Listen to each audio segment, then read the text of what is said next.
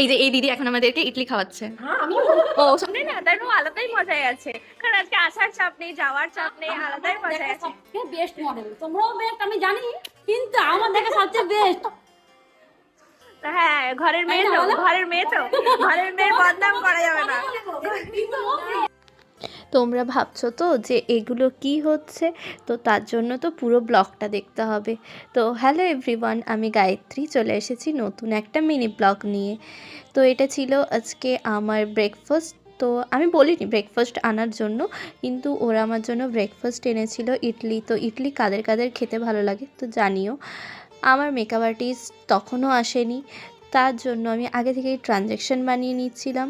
আর তারপরে আমার makeup artist দিদি চলে এসে আমার চুল নিয়ে পোড়াতে বসে গেছে, তো যেটা আমার সব থেকে বাজে লাগে।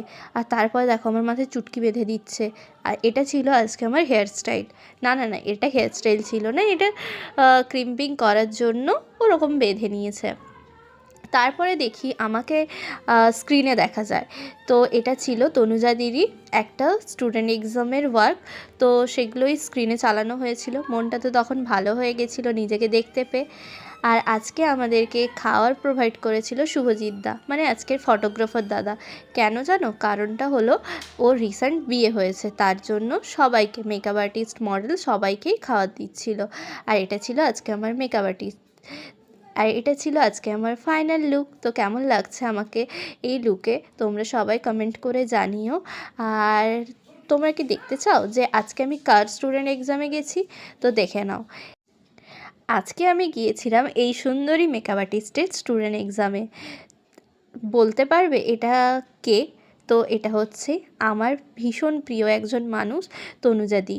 তো আজকে ছিল ওরই একটা স্টুডেন্ট এক্সাম।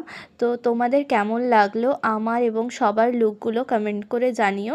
তারপর আমরা নাচ টাচ করে ফ্রেশ হয়ে ভীষণ এনজয় করে বাড়ি ফিরেছি। তো আমার ব্লগটা তোমাদের কেমন লাগলো আমাকে জানিও কমেন্ট করে।